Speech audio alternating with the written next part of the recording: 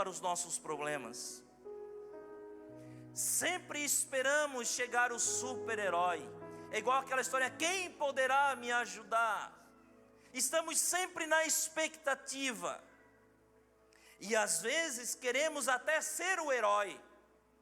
Não, eu vou dar jeito nisso.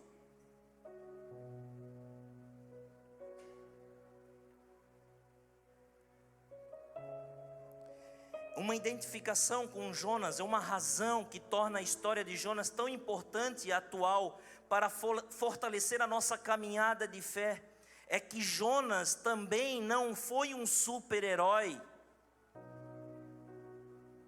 Por isso nós podemos nos identificar, porque ele foi um homem igual a nós. Ele não fez nada extraordinário.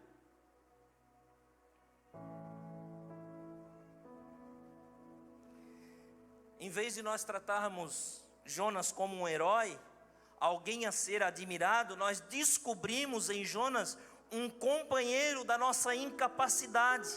Aqui está alguém do nosso nível, aqui está na Bíblia alguém a qual nós podemos nos comparar.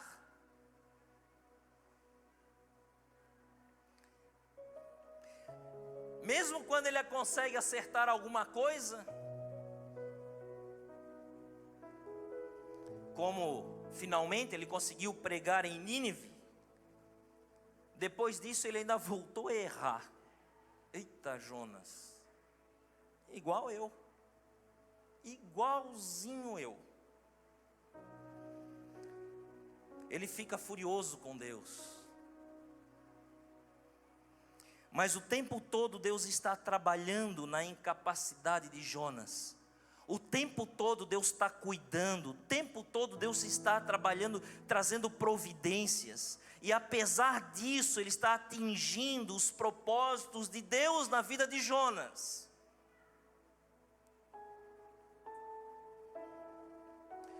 Aonde que nós erramos? Onde aconteceu a separação? Quando que nós desobedecemos?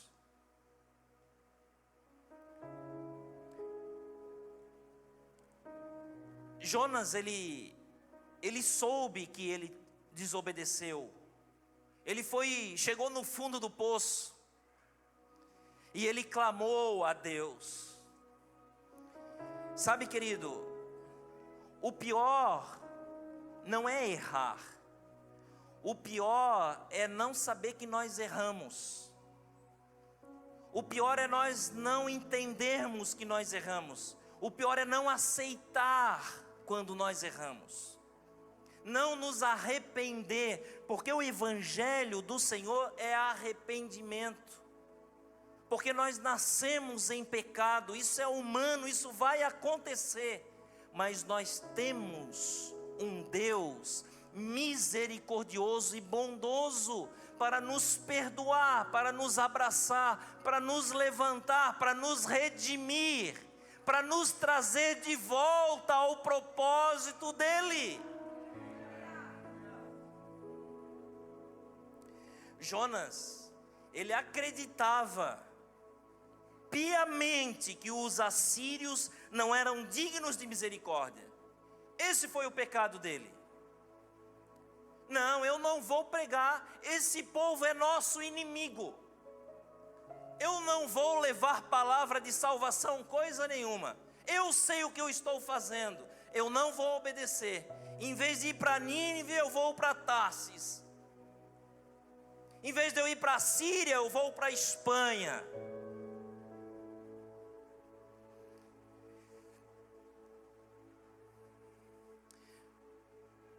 É isso que nós vivemos. São essas coisas que nós enfrentamos no nosso dia a dia. É essas decisões que nos prejudicam e que nos afastam da vontade de Deus.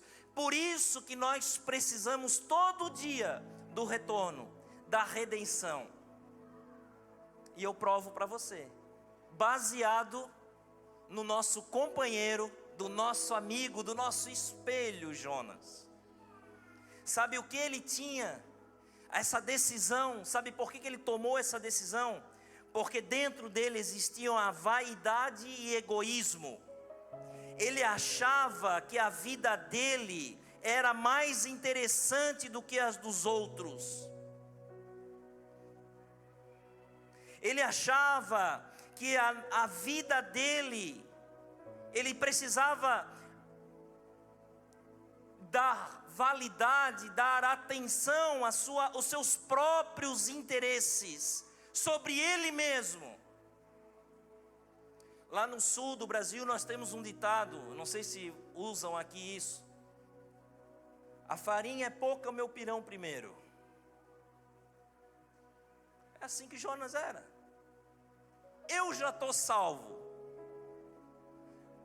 Eu ir lá, arriscar a minha vida para salvar alguém que eu nem conheço, ou alguém que eu conheço só pelas maldades, pelas crueldades. Sabe o que o Jonas sentia no seu interior? Desejos distorcidos. São aqueles desejos que nos assediam. Sabe aqueles desejos que faz a gente pensar e acreditar que a vida é apenas para se divertir, é só diversão.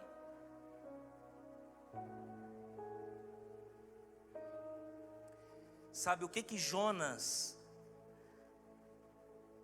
estava sentindo? O que estava acontecendo na vida de Jonas nesse momento que ele decide desobedecer a Deus? Uma cegueira espiritual. Um homem crente que ouviu a voz de Deus, mas se deixou levar pela desobediência. Desobediência é uma cegueira espiritual, é uma incapacidade de perceber a pessoa de Jesus e os seus planos para as nossas vidas. É uma consequência da separação.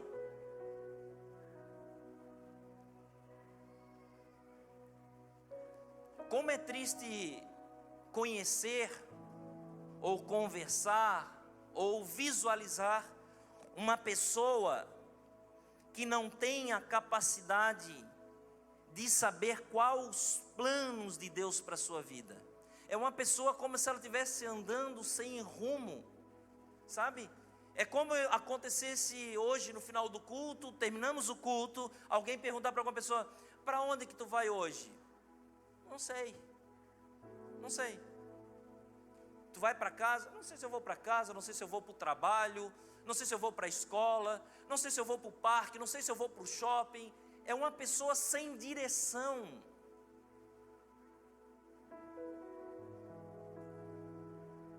Jonas, ele perdeu o propósito de vida rápido.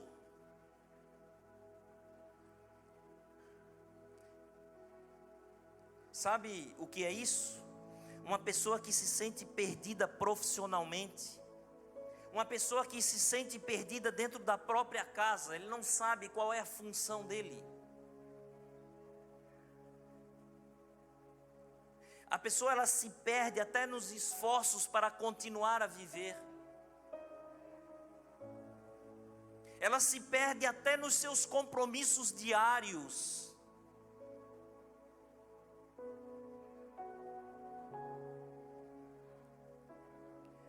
Jonas, ele viveu aqui um isolamento emocional, mesmo perto de pessoas, se isolou. Mesmo na companhia de marinheiros, numa viagem, num cruzeiro, sei lá se era um cruzeiro, uma embarcação, ele resolve descer para o barco embaixo e entrar no sono e dormir, se isolando. Me diga se não é isso que Satanás faz quando nós somos acometidos por uma situação que nós não sabemos o que fazer. Não é isso que nós pensamos em nos isolar, ficar dentro de um quarto. nos afastar dos amigos, nos afastar da igreja.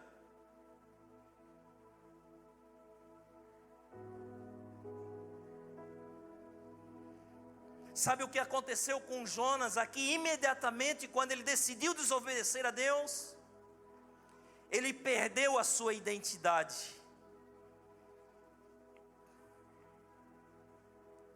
Perdeu o seu nome. Perdeu a filiação. Perdeu a nacionalidade espiritual. Isso é consequência da desobediência. Quando nós desobedecemos, nós perdemos.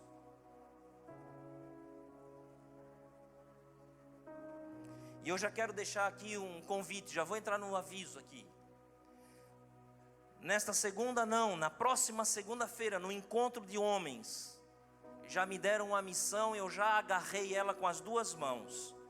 Mulheres, incentive os seus maridos para estarem aqui na segunda-feira, porque eu vou falar sobre as características que Deus imprime em nossa identidade, quando de fato temos um encontro com Jesus.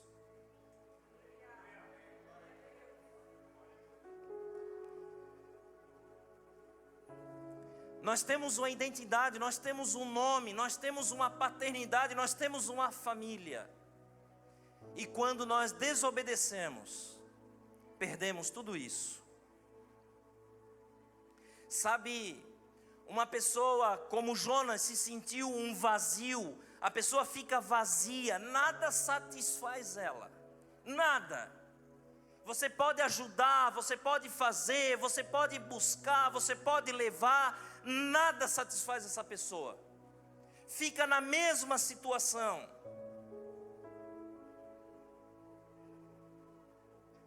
E olha isso. A pessoa, ela não se prejudica sozinha. Por causa da desobediência, ela causa problemas para outras pessoas. A esposa paga, o marido paga, a família paga. Jonas foi o motivo do naufrágio.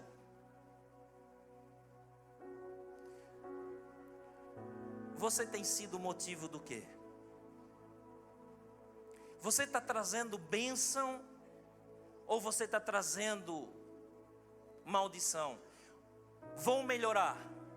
Você está atraindo bênção para a sua vida ou você está atraindo maldição para a sua vida?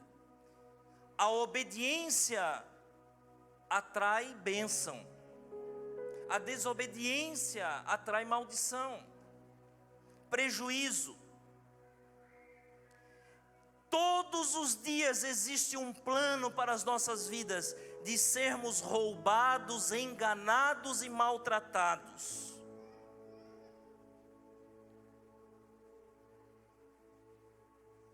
Jonas, ele sofre no barco uma tempestade.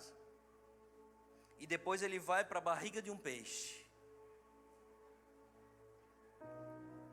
Esse é o resultado, irmão, de uma vida em desobediência, de uma vida sem o propósito de Deus. O resultado disso é irrelevância, é afundado, é estar no escuro, sem ação nenhuma, literalmente desaparecido, dormindo, doente. Isso é o que acontece quando nós fugimos de Deus e do seu propósito para as nossas vidas.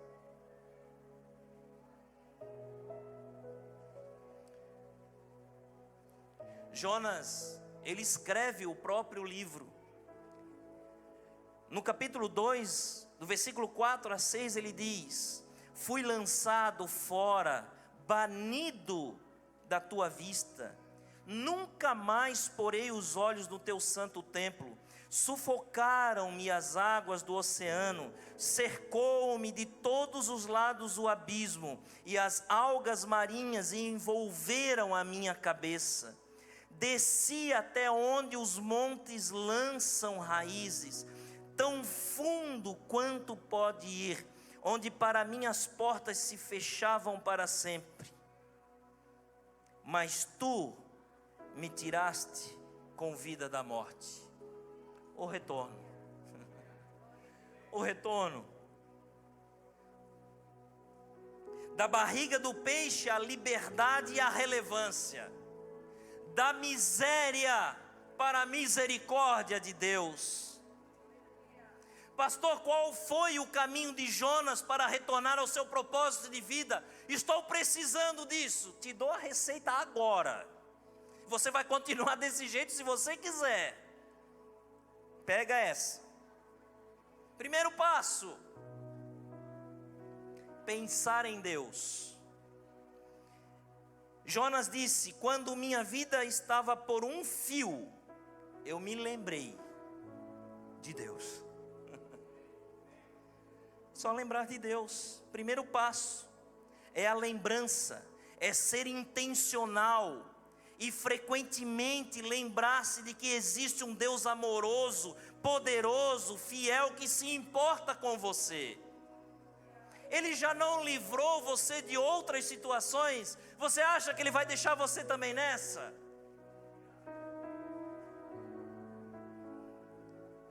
Depois você fala com Deus. Jonas diz que a oração chegou ao Deus, ao santo templo. Fale com Ele se você está vivo, irmão. Ainda dá tempo. Ainda há tempo de perdão, de reconciliação. Ainda dá tempo de um retorno a Deus. Deus é amoroso e rico em perdoar. 2 Crônicas 12:7 conta a história de Roboão. E diz assim esse versículo: visto que eles se humilharam, não os destruirei, mas em breve lhes darei livramento. Qual é a sua realidade hoje? Do que você precisa? Como que você se sente? Fale com Deus, busque o perdão, vá direto a Ele. Não perca tempo. Nenhum outro vai poder resolver a sua situação, apenas Ele. Isaías 55, 6 e 7 diz: busquem o Senhor enquanto é possível achá-lo, clamem por Ele enquanto está perto, que o ímpio abandone seu caminho e o homem mau os seus pensamentos. Volte-se ele para o Senhor, que terá misericórdia dele. Volte-se para o nosso Deus, pois Ele dá de bom grado o seu perdão. E aí continua. Estamos fazendo aqui uma receita, uma direção para a sua vida. Oração. Pense em Deus. Fale com Deus. Ore a Deus. Você pode falar com Deus. Não precisa de intermediário. É você e Deus. Não precisa de ritual. Não precisa de sacrifício. Fale com Ele sobre os seus problemas, seus desafios, e você vai voltar a se alegrar.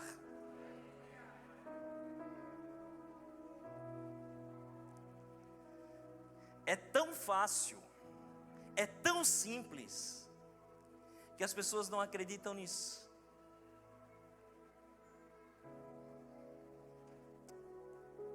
Eu vou dar um exemplo para vocês. Se eu fizesse hoje aqui um desafio assim, parece-me, a impressão que eu tenho, parece que as pessoas acreditariam mais facilmente. Por exemplo, se eu chegasse aqui e dissesse para você assim: você quer mudar de vida? Nós vamos fazer uma corrente da vitória. 7 semanas você tem que estar aqui, e eu vou estar orando por você, e vai acontecer algo extraordinário na sua vida.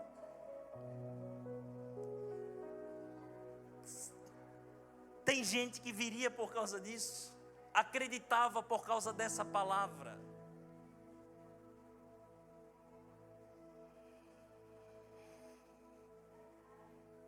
Se eu dissesse assim: você quer ser curado?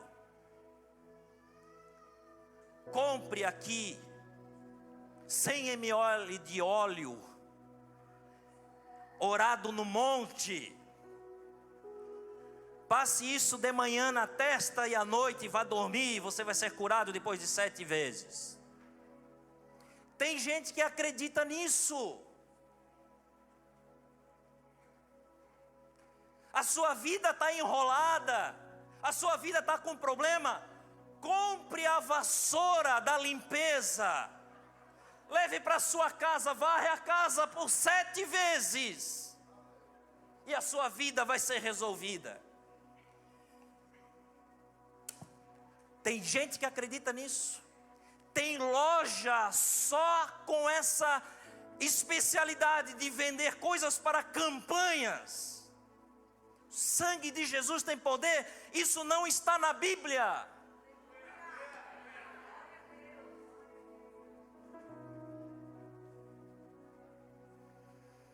Isso é tudo mentira. E muitos acreditam. Pregamos e falamos a verdade, e você acha que Deus não pode mudar radicalmente a sua situação? Se eu fizesse aqui uma promoção hoje, como eu vi esses dias na rede social, se eu fosse Deus, querido, eu tinha queimado.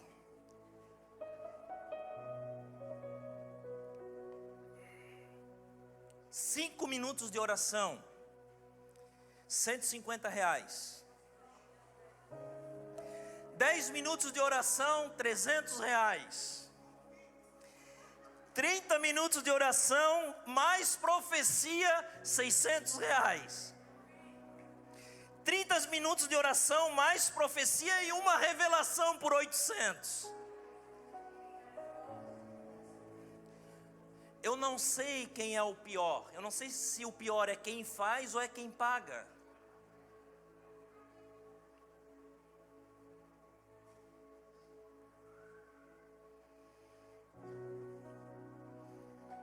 Vamos à receita. Colocar Deus acima de tudo em nossa vida. Aqueles que adoram deuses forjados se afastam do único amor verdadeiro. Aqueles que acreditam em ídolos inúteis desprezam a misericórdia de Deus.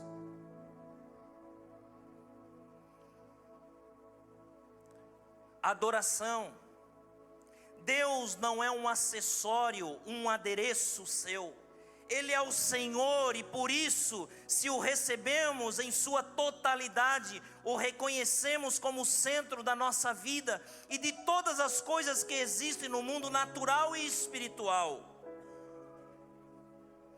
Temos que direcionar a nossa missão de vida para Deus.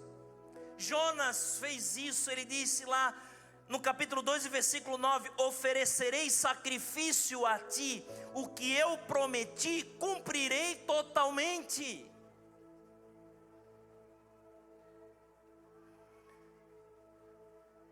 E aí tem mais, a entrega.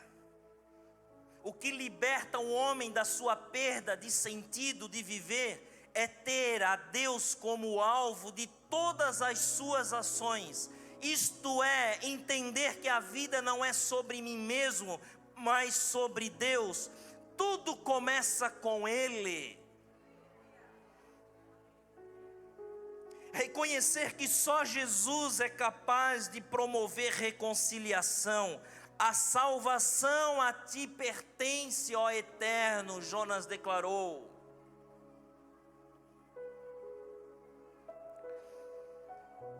Precisamos colocar em prática a fé.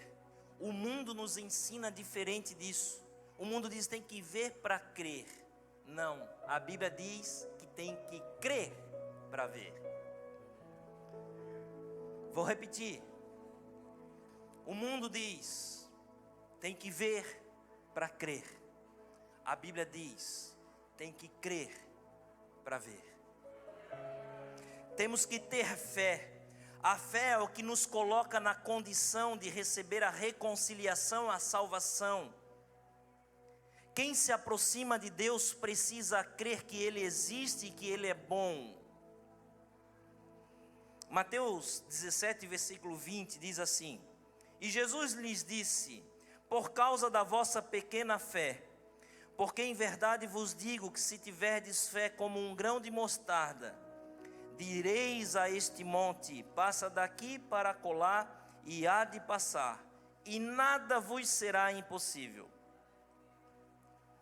Só tem um detalhe aqui, queridos, deixa eu explicar isso para vocês.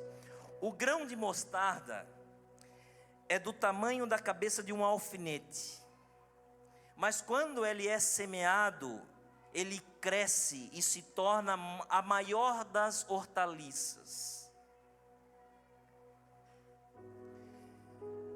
Tem uma diferença em fé do tamanho de um grão de mostarda e fé como um grão de mostarda. Existe uma diferença aqui. Como é um comparativo e fé como um grão de mostarda é a fé que cresce diante dos problemas de maneira consistente e vertical.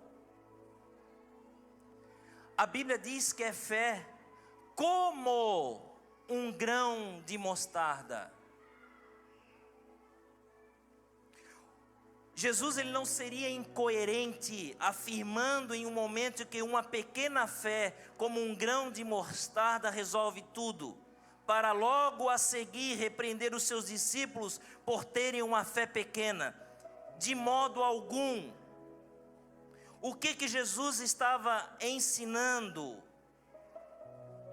Jesus estava ensinando que a semente mais resistente que existe, ela pode ser pisada, ela pode ser queimada, mas ela não se abre, ela não cede, ela não se quebra. Jesus está ensinando que esse grão de mostarda, ele cresce rápido e se torna adulto rapidamente. Ele está dizendo que essa semente não é híbrida, não se mistura com nenhuma outra semente. Esse grão é inalterável. A fé genuína é como a semente de mostarda, que não pode ser mesclada, alterada, modificada a fim de produzir frutos melhores, porque o fruto que vem com a fé é genuíno. Trata-se de uma fé integral, completa e firme. A própria Bíblia diz, em alguns versículos de Mateus e de Lucas, que diz: mas crescendo é a maior das plantas e faz-se uma árvore. Lucas descreveu assim: e cresceu e fez-se grande árvore.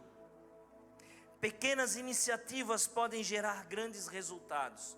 Olha o que a fé pode fazer. Não é para sermos pequeninos, não, é para nós germinar e termos frutos, e termos um crescimento, um amadurecimento.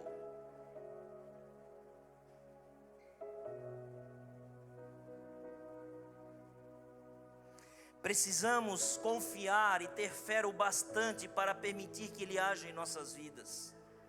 É um presente de Deus. Deus, Ele gosta de ação.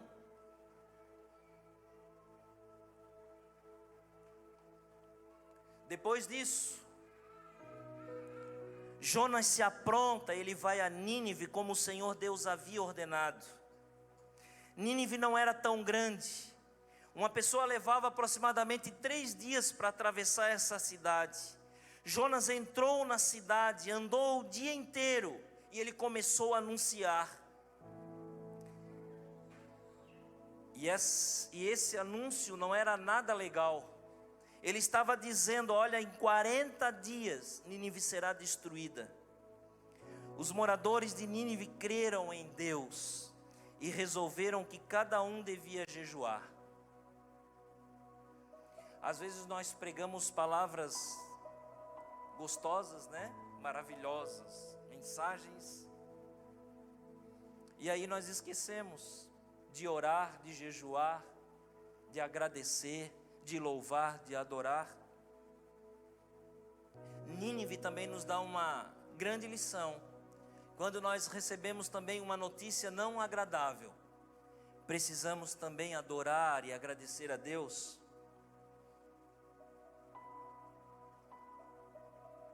A Bíblia conta que todos, dos mais importantes aos mais humildes, eles vestiram roupas feitas de pano grosseiro, a fim de mostrar que estavam arrependidos. Quando o rei de Nínive soube disso, levantou-se do trono, tirou o manto, vestiu uma roupa feita de pano grosseiro e sentou-se sobre cinzas. Mandou também anunciar ao povo da cidade o seguinte: esta é uma ordem do rei e dos seus ministros: ninguém pode comer nada. Todas as pessoas e também os animais, o gado e as ovelhas, estão proibidos de comer e beber. Que todas as pessoas e animais vistam roupas feitas de pano grosseiro. Que cada pessoa ore a Deus com fervor e abandone os seus maus caminhos e as suas maldades. Você já pensou que por causa da obediência,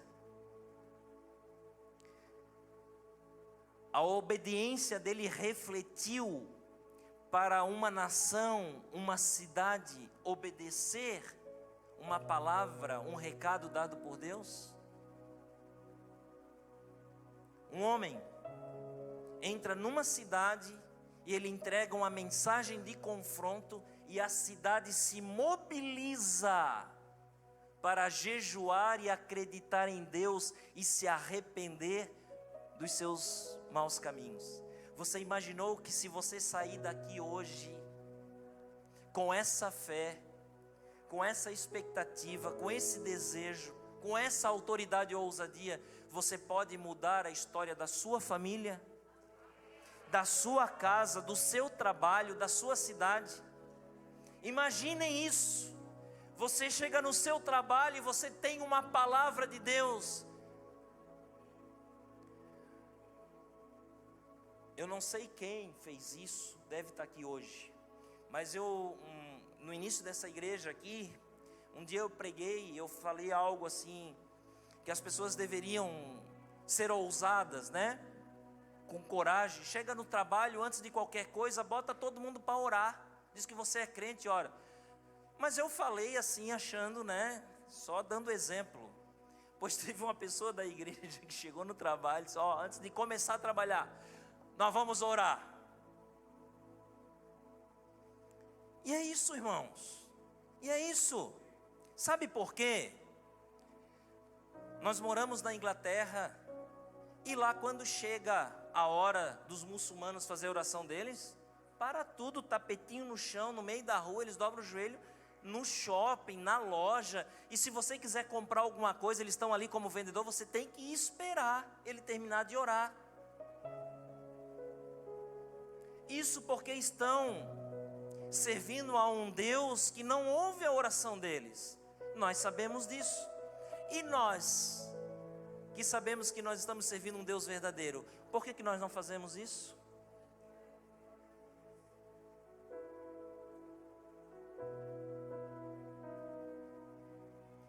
A reconciliação é para nós, é para todos.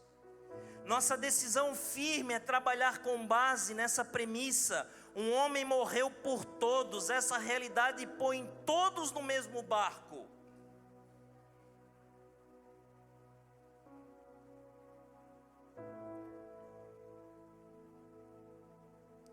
Devemos olhar para dentro de nós.